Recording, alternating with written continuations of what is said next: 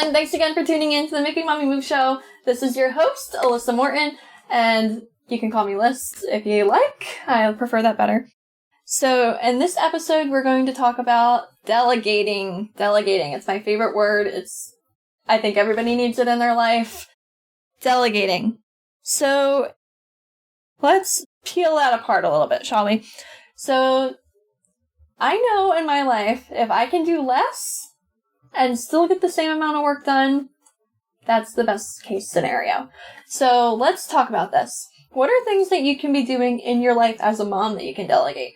What are things that you want to do that you can't do because you don't have the time, or because you have other things like you work full time, or you want to be spending more time with your kids? Whatever it is you want to do, let's talk about that. So I know for me, I want to be able to hire a cleaning service so that I don't have to clean my house and still live in a clean and tidy house that isn't infested with bugs and that doesn't look like my kids drew all over everything. Not there yet, but that is a goal, I promise. It will be happening within the next year. Goal number 2. Are you trying to eat healthy? Meal prep. You don't have to do the meal prepping yourself. You can hire out the meal prep. There's so many companies that will meal prep for you.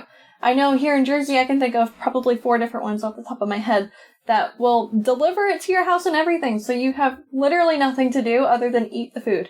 And if you're still not eating the food, that's a whole different podcast. Number 3, for the moms out there that need to delegate their life, hire a freaking babysitter if you need one. I know I cannot get anything done without daycare. That's the way that I run my life, and I thank God every day for daycare. Maybe you need a babysitter or a nanny or somebody that you trust, a family member, a friend, somebody that you can delegate your kids to while you need to be productive, whatever that means for you. Maybe that's some self-care time so that you can go get a massage, or so that you can get a facial, or so that you can go to the gym or take a strip class. I don't know, whatever you want to do in your life. Have girls' night, have a date night. Those are things that you can all be delegating. So that's for my mommies out there. For my mompreneurs, we need to delegate everything in our business that is eating our time. As business owners, our time is valuable. Okay, so let's just put that out there. Whatever you want to be making in a year, you need to equate that to your minute time. Figure that out. What's your minute wage? And then come back. So whatever you are doing in your business, you need to make sure that it's worth your time to be doing. Could you be paying somebody $10 to $15 an hour to do the task that you are doing, even though it happens quicker? Because your minute wage is going to be way higher than the $10 to $15 an hour that you're paying somebody else to do it. So figure out what your time is worth to you, and you will quickly realize everything that you can be delegating. Bookkeeping, if you hate it, like me. You can be delegating website design. You can be delegating social media.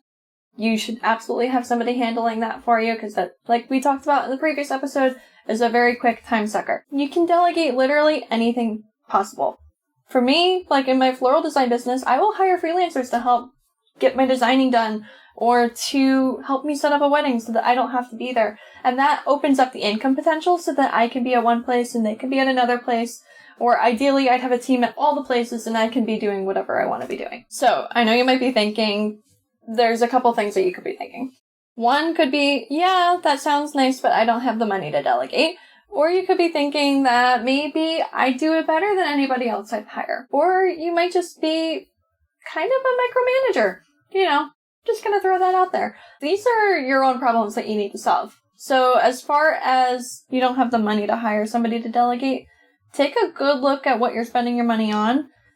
Reevaluate that mindset, because it might just be a temporary thing that you need to cut back on some expenses in order to outsource some things, because they're going to generate you more money in your business. So just to put a little bow on that, if you have a $200 a minute wage, if you want to be making several $1 million a year, you need to reevaluate this and go back to what you're spending your money on.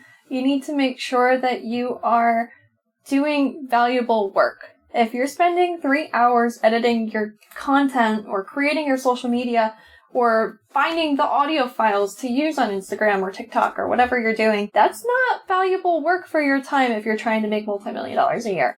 You need to outsource that. Give that to somebody else to take care of and watch everything exponentially grow. Not only are you going to be helping yourself by generating more income, but you're also going to be helping anybody that you outsource to, because you are giving more jobs to the economy. You are helping somebody else pay their mortgage, put food on the table, do the things that bring them joy if this is their side hustle. So outsource everything. So the I can do it myself mentality, we need to unpack that a little bit. So if you have that mindset that I can do it better than whoever I'm going to hire, are you a service-based business or are you a product-based business? If it's a service-based and whoever you hired isn't doing the job correctly, maybe you need to consider hiring different people. Maybe it's not a good personality fit or they don't have the skill set required to do the job. That's a big thing. You need to make sure that your people that you're hiring are doing things that are comparable to their skill set. If you have somebody that's super outgoing and they're behind a computer screen, maybe they should be in sales. Maybe that's how they're going to generate more money for your business. Or if you have somebody that's really not organized, maybe they shouldn't be organizing all of your projects. Maybe have that personality match. There's this website that you can go to called Kobe, and you're able to take a test to figure out your personality scores. I recommend doing this for all of your hires just to make sure that it's a good personality match for whatever position you want to hire them for. If you're a product-based business, sometimes done is better than perfect, depending on the task, obviously, but reevaluate who you're hiring and if they're good for the position, and likely you'll figure out the issue going on in your business. So maybe you're just starting out and you want to figure out how you can delegate. Let's do a couple things to ease you into it. Don't go hire a full-time salary right away. First, by outsourcing your tasks that you don't like doing or that you're not good at. Maybe this is a part-time position. Maybe you're outsourcing to a separate company that does this full-time, but this is huge and will save you a lot of time and help you do more valuable work that you enjoy doing. 2, maybe you need to take on another job in order to pay whoever you need to be doing. This is a hard one to swallow, but sometimes you just need a little bit more money in your business in order to make it grow quicker.